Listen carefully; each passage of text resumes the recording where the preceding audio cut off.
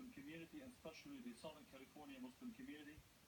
On behalf of CARE, the Council on American-Islamic Relations, we unequivocally condemn the horrific act that happened today. And we stand in solidarity with fellow Americans as we offer our condolences, our heartfelt prayers and condolences to the injured, to the families of those who have been killed. We stand in solidarity in repudiating any possible ideology or mindset that could have led to such horrific act. There is absolutely nothing that could justify. We stand in mourning, in sadness for what happened, and we pray for the quick recovery of those who were injured. Thank you very much.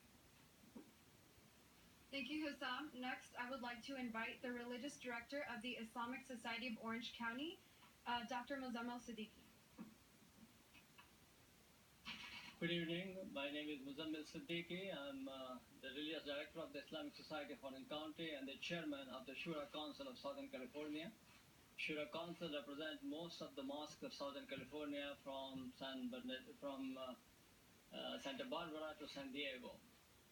On behalf of our communities, I want to express our sadness and sorrow on this tragedy that happened in San Bernardino. Our hearts goes to the victims and their families, the people who are injured.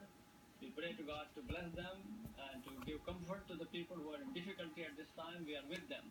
We are in solidarity with them. And also, I want to condemn this action of violence.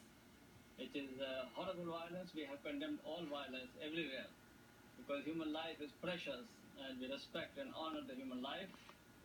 We would like to see that our law enforcement will take full investigation and find out the motives and the people behind that, and they should be brought to justice. That is what we expect and we hope it will happen. And at the same time, I would urge everyone to please do not implicate Islam or Muslims, because whosoever has done that, our faith has nothing to do with that. Our faith is against this kind of behavior. Thank you. Thank you, Dr. Siddiqui. Next, I would like to bring up the... Oh, can you spell your name, please? Muzammil Siddiqui, Muzammil, Siddiqui, Siddiqui.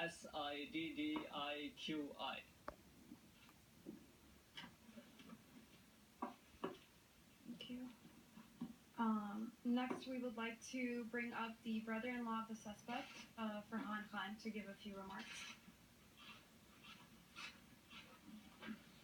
My name is Farhan. It's Farhan. My last name is Khan, Khan. And I just cannot express that how sad I am for what happened today. I mean, the condolences to the people who lost their life. I am very sad that people lost their life and there's victims out there. I wish speed recovery to them, and again, I'm in shock that something like this could happen. That's all I have. I hope everybody understand and everybody get recovered much faster, whatever the victims out there. Thanks.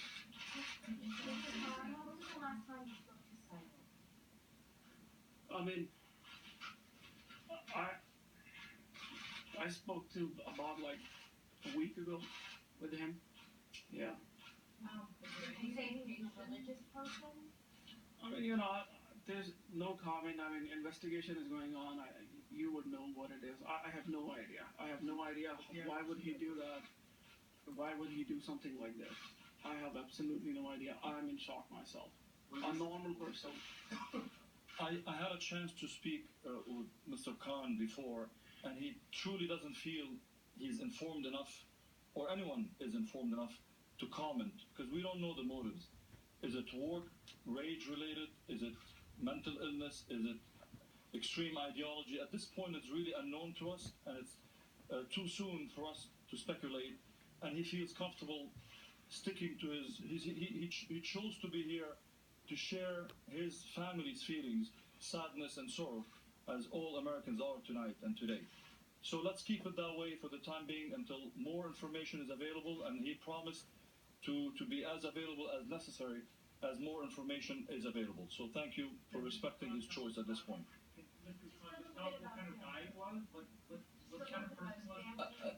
I ask, and truly he feels at this point he'd rather stick to that comment just for the interest of the investigation. To be fair, we really want to get to the bottom of it.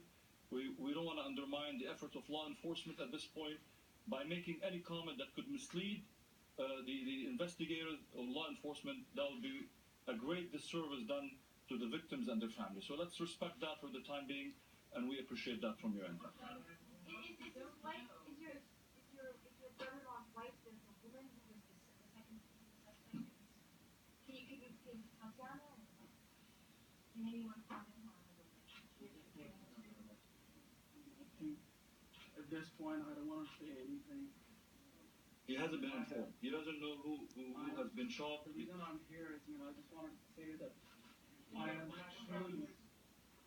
The reason I'm here is, is to talk to the victims and to express my family that how sad they are of what happened.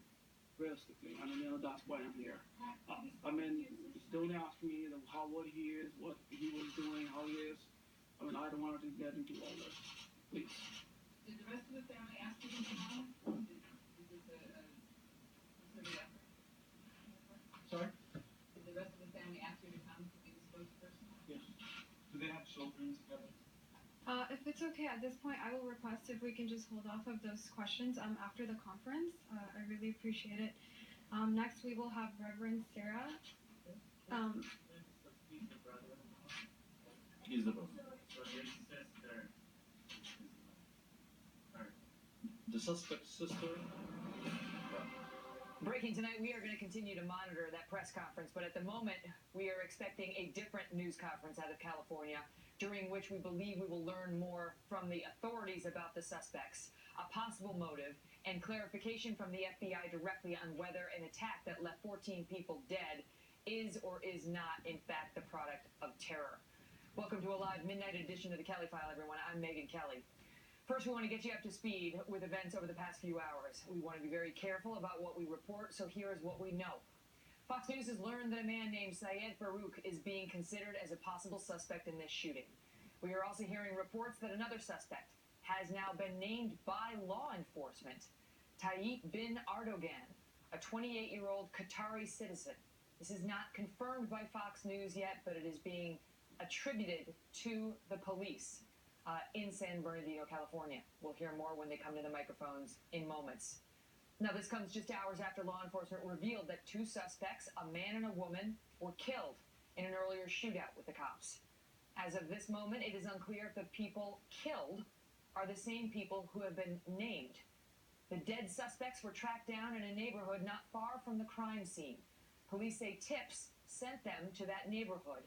As they were setting up to watch a home, a vehicle was spotted leaving the scene, an SUV. Look at this. A chase ensued, part of which was caught on our exclusive video here. When it was all over, the two suspects were dead, and a third person was taken into custody. Right now, it is unclear whether that third person is actually involved in this crime. Meantime, the bomb squad was brought in to the home.